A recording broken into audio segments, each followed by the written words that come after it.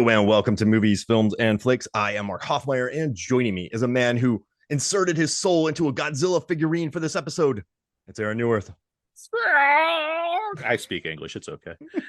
This is freaking me out. You're like one of the. It's like a nice, like it's a good looking figure, and you're moving around all normal, and then but you're just laying in the background on the ground. This is, I mean, you get in a character, and I'm really thankful that you do for this. So thank you for coming on.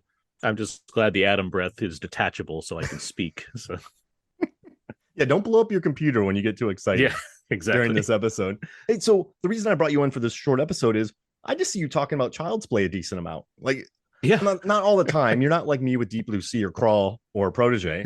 I don't have the Child's Cast, so, yeah, which would be a terrible title for it. Like Chuck Cast was right there, and I'm like Child's Cast. Oh, the Chuck Cast, the Play Cast. Yeah. It's the curse of podcast. No, we're stretching it. But yeah, so you talk like you like the Child's Play franchise, and you talk about it a decent amount. And so I thought, who better to bring in to explain the entire plot in a franchise in 5 minutes than Aaron? So like, why do you love this franchise so much? Like, I really do. I really like the Child's Play franchise. I think it's because like when I look at like slasher movies, which is not like my favorite subgenre of horror, but I've certainly grown in appreciation over the years just because I've been like finding more things where like I knew the standards, but then finding films like The Burning or The Prowler, it's like, yeah, there's some like cool other ones here that like I can really just attach to for whatever reason. But like Michael Myers has always been like my guy. When like Halloween that's been like of the dominant slashers, that's been like my preferred one of those. But like Child's Play, I feel has like sneakily become like the most consistent slasher franchise that's ongoing. Like, we're over 13 years removed from Friday the 13th at this point, which is ridiculous. Mm-hmm. Nightmare on Elm Street has gone nowhere. We just wrapped up another trilogy of Halloween movies, and we'll wait 3 years and get another one of those. But even that series is one that's rebooted itself multiple times. Child's Play has not stopped since 88. Like, Child's Play has kept going. And I would argue there's only one film maybe in that franchise that I think is like less than good, debatable. Like, I think Seed of Chucky is like, it's ambitious, but it's like, it's not one where I'm like, oh, that's the one I gotta watch all the time. Child's Play 3 is also like, but it has some cool stuff in it. Yeah. But like on the whole franchise from then up into the 3-season TV series that follows the same continuity, I think is a lot of fun. It's very creative. It keeps finding ways to refresh itself. It's got so many like things going for it, including the original actors. I mean, it has everything that you'd want in a slasher franchise as far as you got the kills, you have a consistent narrative voice, you have the actors like I just mentioned. It's fun to watch. It's fun to talk about. It's fun to have a community that really likes the iconic character involved in it. Like, it just has all this great stuff there. So yeah, I liked the Child's Play franchise quite a bit. Oh, this is exactly why I brought you on. And I didn't know much about the franchise, and so my work with various publications, I've had to rewatch the Halloween franchise, count every kill. Rewatch the Friday the 13th franchise, count every kill. Child's Play, every kill. Paranormal Activity, Halloween, Nightmare on Elm Street, and watching Paranormal Activity has to be pretty simple because it's like, how many characters at the beginning of the film? That's how many people died in the movie. I just fast forward to the end, which is kind of nice. But one always pulls me in though. Whenever I sit down and put one on, I'm like, I'm gonna watch this because I like. But one thing I found this during my research, so I have to do I do survival videos for film theory. So I've like How to Survive Saw, How to Survive the Back Rooms, How to Survive Quiet Place, and I got tasked with doing a How to Survive Child's Play episode. Geez Louise, it's dense. But I found this thing where like Don Mancini never really liked the whole voodoo doll aspect that Tom Holland added in the Child's Play. But there's an interview when they went, hey, why did you not like downplay or remove the voodoo elements in future Child's Play films that he wrote the scripts for? And what he said was like, he kept using the voodoo stuff because lots of fans had come to love it, and because he didn't want any of the films to feel like they were separate from or contradicted to the others. To his credit, every Child's Play movie has direct ties back to the prior ones, and not one entry has been retconned out of existence, hello Halloween, as had been done in so many other horror franchises. In that spirit, it seems Chucky will forever remain like a voodoo practitioner. But like, he's just kept it going, like you said. Like, it just, like, he'll melt they'll put them back together. He'll pop up. There's an amulet. He'll pop up. There's Tiffany. Like, but I love what you said. Like, it's just, it's very, and the latest two films are very good. Like for Yes, horror sequels, they are very direct to DVD horror sequels. Yeah, Curse and Cult are we'll talk about this. and it just, I just love though. I just love this guy, right? He's not like, okay, we're not gonna have 5 timelines like Halloween. We're gonna tell a story. I don't even, if voodoo I don't like, I don't care. I'll just have fun with it because my fans like it. Like it's rare and it's a unicorn, and the franchise just is getting better. So I had an idea a while back. I was thinking about Halloween. I'm like, how do you explain this to someone in an elevator? Like, how do you do the? So if you and I are going to the 40th floor, no stopping, and I have to explain the entire Halloween timeline to you, I'm like, where do I even begin? So I'm like, what other franchises would be fun? So we're doing this series. So I'm going to start my stopwatch here. You and I are on a 5-minute elevator ride. I guess we're going to like the 200th floor. Sounds about right. How would you sum this up? So like, where does it begin? Like, where did it start, and where is it now? And like, how? Oh. Like, am I going? You want me to go movie? Because I can go movie by movie. I just want to know how I'm gonna like. It's up to you. Right. I'm in the elevator. I know nothing about the franchise, and you gotta. When I leave the elevator, I gotta know exactly what you're going for. Okay. All right. Let's get started. Yeah, let's do it. Okay. So Child's Play. There's this horrible person, Charles Lee Ray. He's in a car chase with a cop. He gets cornered into a toy store. Fortunately, he knew voodoo. So before he dies, he says a voodoo chant. There's a storm that brews overhead, and he gets sucked into a doll. We don't know, like, whatever. That's what happens. The doll gets bought by the mom who wants to impress her son Andy. It's a this Chucky doll. Well, no, it's not Chucky because that's his name. It's a good guy doll, and it's the most popular toy around. Little does everyone know that the doll that Andy has, it's possessed by this thing. Soon enough, it starts murdering people. You know how it goes. They find out eventually. They realize Andy's not crazy. It's actually his toy that's killing people, and they stop the toy by shooting him dramatically. That's what happens. Get to that second movie in. They're like, okay, bad times with the good guy doll, bad press there, but we should redo it anyway. We should start making good guy dolls again. So what do? Of course, they take the remaining pieces of the previous doll, which of course, as we all know, stores souls, and they make a new doll. So Chucky's reborn. He's now another doll. And he tries to find Andy again because he wants to put his soul into Andy. That's the whole thing. He wants to become human again. He doesn't want to stay as a doll his whole life. So he tries to do this. More murdering happens. The second one ends in a dramatic showdown in a good guy factory. Once again, Chucky's dispatched. Third movie begins. Wouldn't you know it? Years later, good guy dolls are like, we gotta like make more dolls. I don't know why did we stop? This is crazy. We can keep making these dolls. And of course, the only way to properly do it is to take the remains of the previous Chucky doll and put that back in the slop and melt it down and put. So once again, the soul is transferred to a new Chucky doll. Now Andy's in military school because why wouldn't he be? And Chucky finds him. But why does he find Andy? It doesn't matter. He doesn't want to put his soul in Andy anymore. He's just a real dick about Andy. So he wants to both kill Andy as well as put his soul into a new kid. So he's at military school now. Somehow this makes sense where there's a good guy doll around and everyone's like, I guess that's fine. And Chucky starts murdering people again and this stuff. Chucky gets killed once again. Doesn't happen. So now we flash forward years later. We're done with Andy for a bit. Andy's going to come back though. Now we're going to deal with Charles Lee Ray's ex-girlfriend Tiffany, Jennifer Tilly, who becomes a major player in this entire thing as both Jennifer Tilly and as the character Tiffany. Tiffany has gathered the pieces of the doll from Child's Play 3, resurrects it. So now Chucky's back. But now he's like Hot Topic style sewn together. So it looks all like cool and goth. It's 1998, so the soundtrack reflects this as well. But Chucky's like, I don't like how things are. So he kills his girlfriend Tiffany, puts her soul into a doll. So now you got two dolls. That's why you got Brad and Chucky. You got the Tiffany doll and the Chucky doll. Oh boy. And now their goal is, okay, well, if we ride across country, we can find our way to inject our souls back into our old bodies. We'll be all good. It'll be fine. Lots of murdering happens. Katherine Heigl's involved for some reason. John Ritter's there, bless him.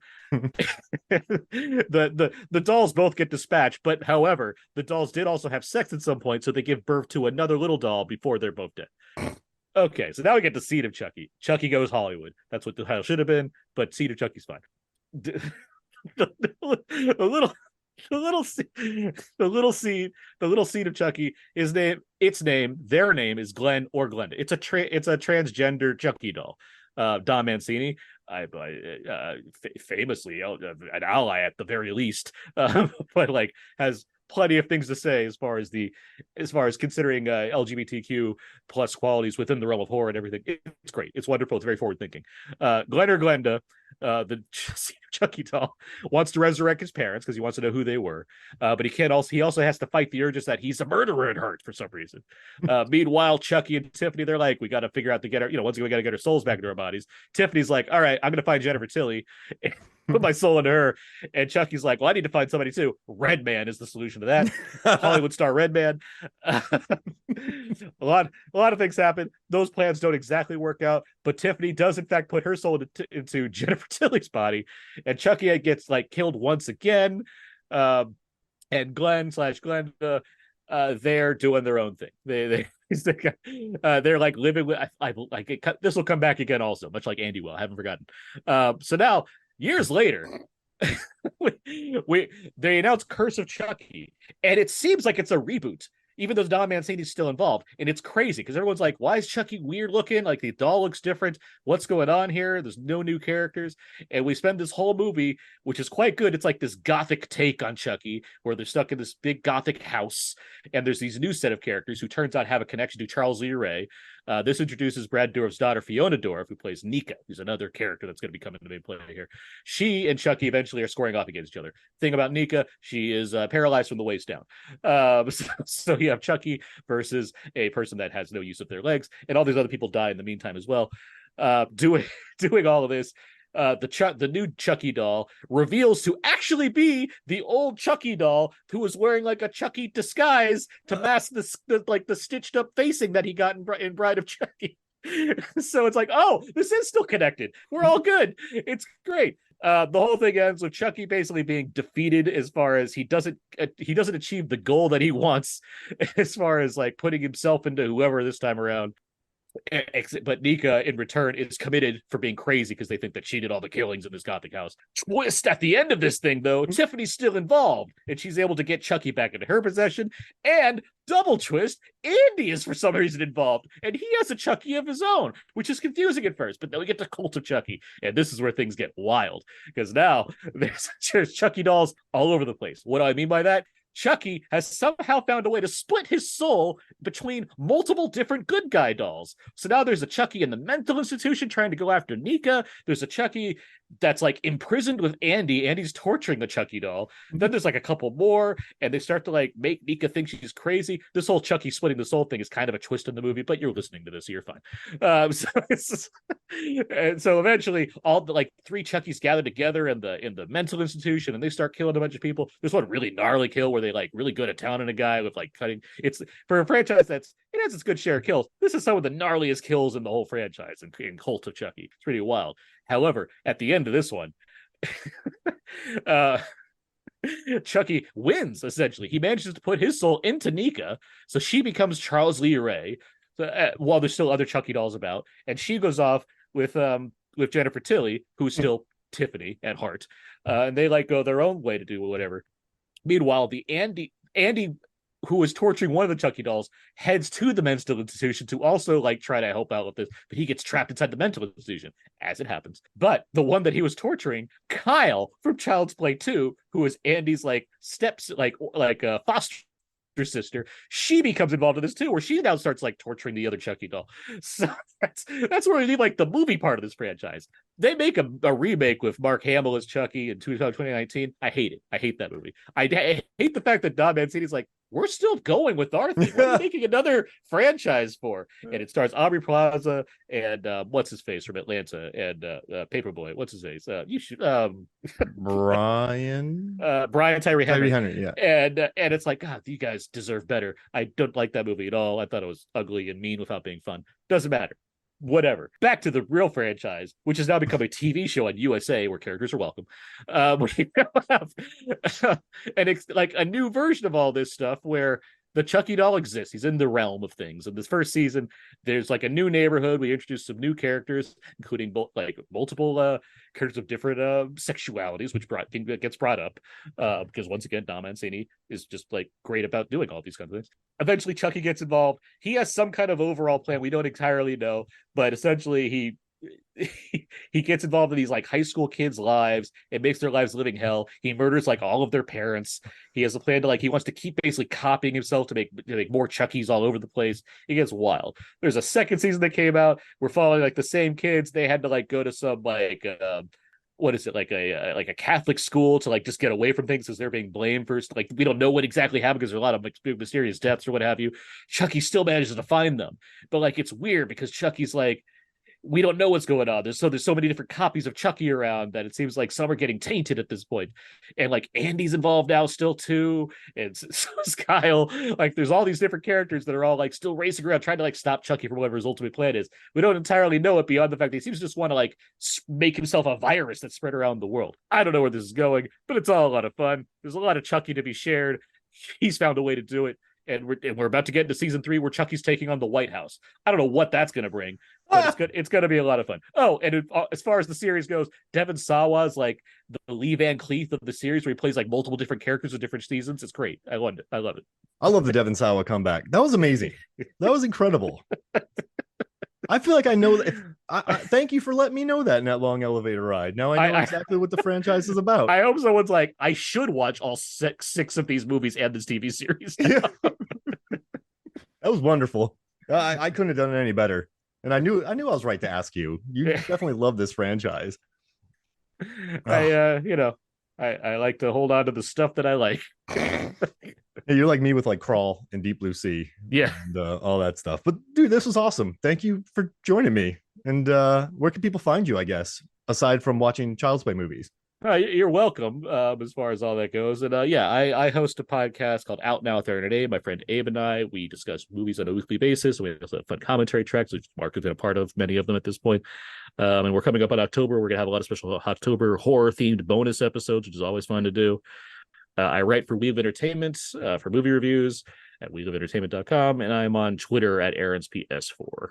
Awesome, dude. Well, thank you for joining me. Also, thanks for reading out my protege cast for the Expendables on the show. That would be amazing. So yeah, and also if you have time, listen to the Halloween Ends episode. Y'all went hard on that episode, but I really enjoyed listening to it. So, hard as in some of us wanted to really talk up why it's good, and some of us did not. Yeah, we had a good debate about that. I had a good time listening to it on my commute to work while stuck in rush hour traffic. So anything that can make a hour and a half slog fun. So that's a good episode right there. All of them are good, but I had a really good time. They're all good, but I enjoyed that one. But yeah, hey, thank you for joining me, Aaron. For sure, man. All right, so for me, Mark Hoffmeyer, for Aaron Neuwirth, Godzilla. This is Movies from the Flicks. We'll see you next week.